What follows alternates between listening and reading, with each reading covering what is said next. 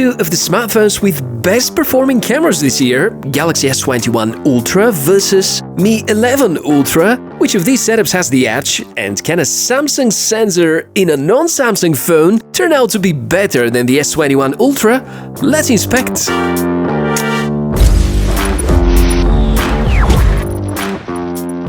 Hey, welcome to the channel, my name is Michael and I enjoy this part so much, putting different devices side by side and checking which one of them is better. Turns out to be something that you're also very curious about. My last camera fight review between the OnePlus 9 Pro and Mi 11 Ultra has shown that despite the enormous software efforts that OnePlus has put into development of their new flagship, the much larger image sensor inside the Mi 11 Ultra just nails it and offers greater quality.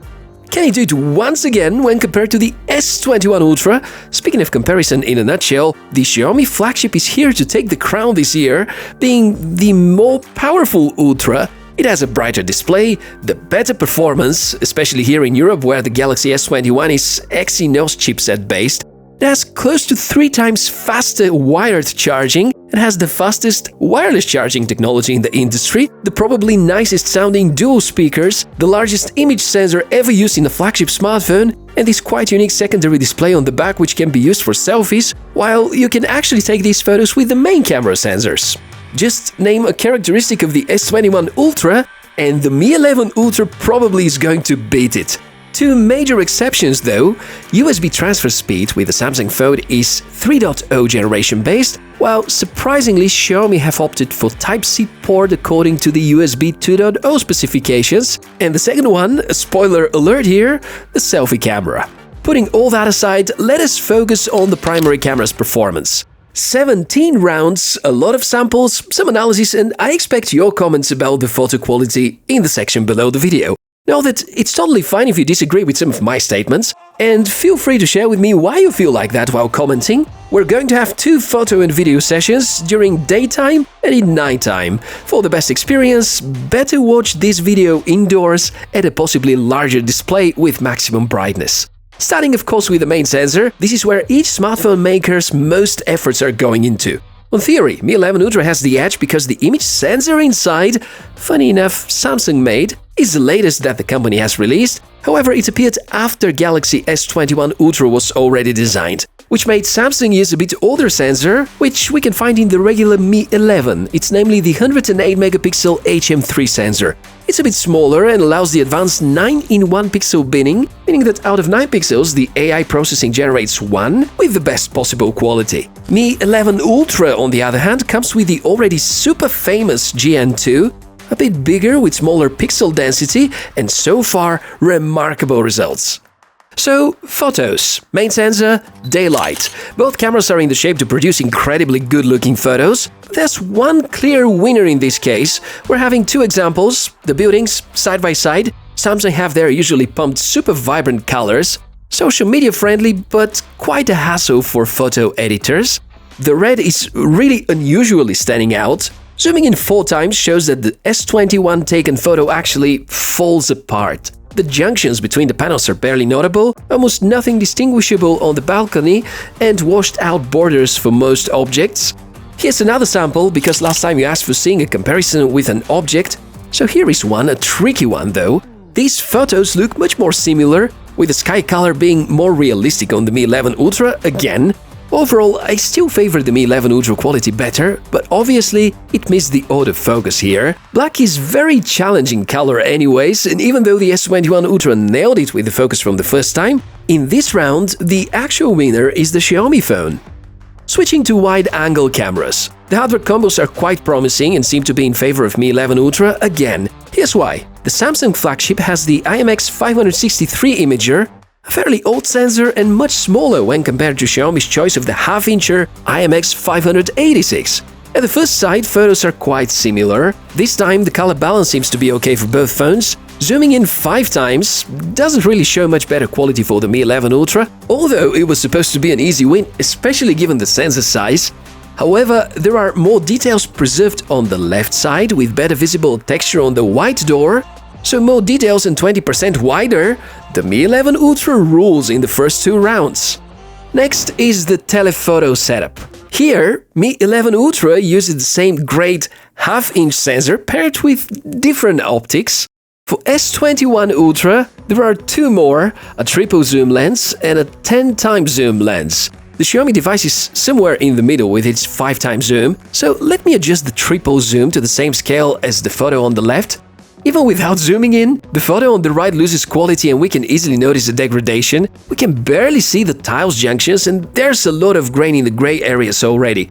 So let's try with the 10x zoom on the S21 Ultra, and I'm gonna zoom in the Mi device accordingly. And holy cow, they still look almost identical. Let's zoom another 100%. Do you notice any difference?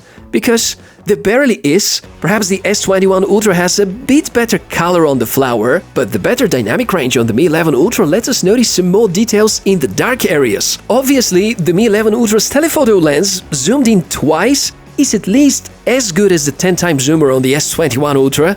As for the 3x zoom lens on the Samsung, the phone was about to be better off without it. Going for the next mode, macro photography. Finally around for the Samsung device. It can get much closer to the object physically, however the too sharp and artificial image is not truly convincing, still a lot more detail and colors, so macro is at least a bit better with the Samsung. Generally, we've already identified this weakness when comparing Mi 11 Ultra to the OnePlus 9 Pro. Another area where the Xiaomi device had to catch up last time is the portrait mode. This time, with the new version of the Miui software, it's wow! These portraits are incredible. However, zoomed in twice, we notice that the forehead area is starting to fall apart on the Samsung side and also an issue with the rear side of the helmet. Remarkable comeback from Xiaomi, and what I predicted last time that software-wise, it's gonna get huge gains, and that's already a fact. 4 versus 1, that's the result after testing the stills. Now some video. Main image sensor, and as expected, easy win for Xiaomi. Notice the sign in the background, the card plates, and the overall stabilization and dynamic range, so much better with the Xiaomi. The ultrawide sensors make this difference even greater. A lot better stabilization, nicer colors, again better dynamic range. The Mi 11 Ultra is in its own league. Pleasure to watch this.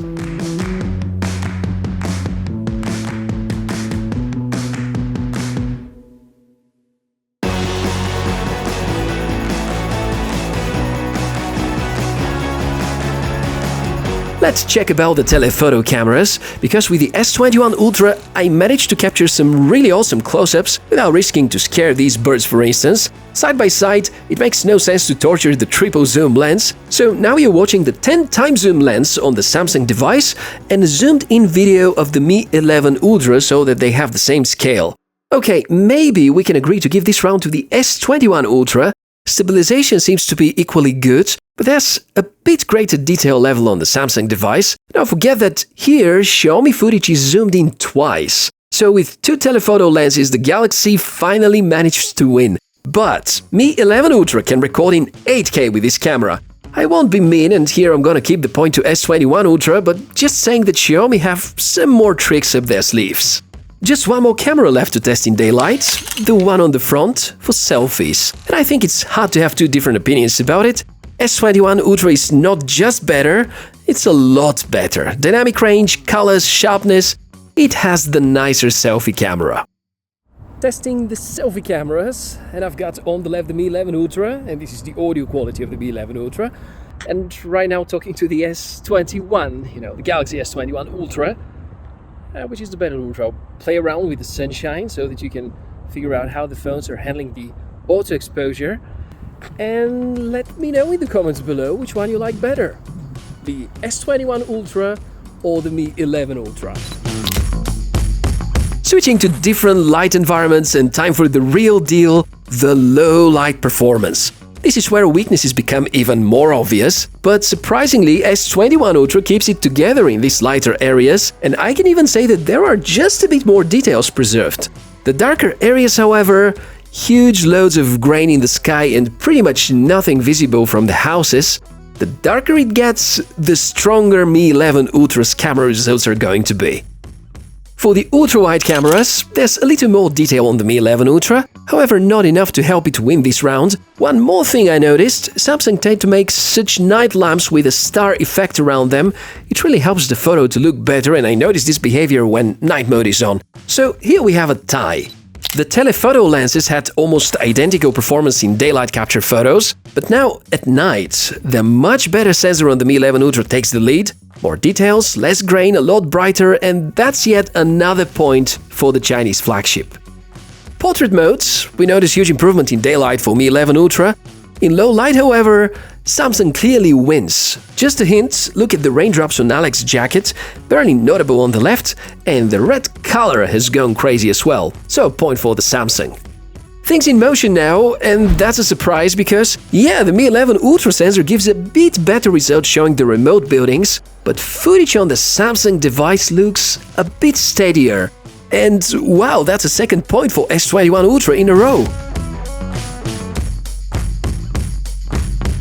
With the ultra-wide camera, however, it doesn't have any chance. The denoising algorithms on the Samsung device make the grass look like a flat green sheet. Kinda weird, I would prefer grain over smooth paint, so clearly Mi 11 Ultra is the winner in this one. The telephoto lenses are next, and they're pretty awkward to be stabilized at night. That's why the footage that you see is too shaky. I did my best to keep the phone steady, but even the lightest movements will result into great distortions. Still, I think S21 Ultra has the edge here. Image processing seems to be a bit better, but honestly, I can't think of many reasons to use the telephoto video shooting at night.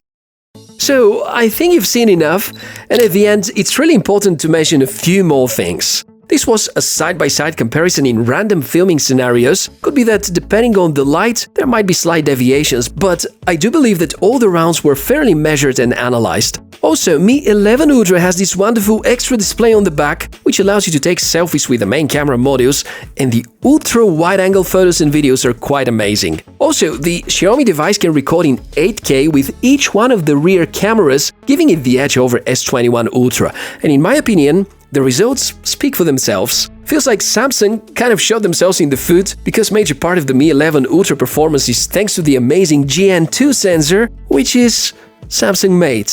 Just happens to be released after S21 Ultra appeared on the market. So Xiaomi right now has a unique momentum, utilizing the best of the best, and this comparison just confirms and strengthens the Mi 11 Ultra's position as having the best camera setup of 2021 so far. In fact, I feel like even OnePlus 9 Pro was a bit closer to this performance as opposed to the Galaxy phone, and I feel that Samsung fans have now good reasons to demand from their favorite brand a lot more from the next models and generations. Of course, despite our deep analysis, in most scenarios, especially when it comes to social media, these differences may be neglectable. I've always been telling to you, my dear friends, that the most important thing is to find a way to enjoy your own gear. Your devices will come out each and every month, and it's impossible to keep up with all these latest new gadgets. So as a starter, think about how you can improve photography with your current smartphone. And if this video has helped you to choose your next daily driver, or to satisfy your curiosity, please reward the video with a like. Subscribing to the channel will more often remind you to come back when there are new videos released. And that's it all for today. I hope entertaining enough. Wish you a fantastic day and see you around.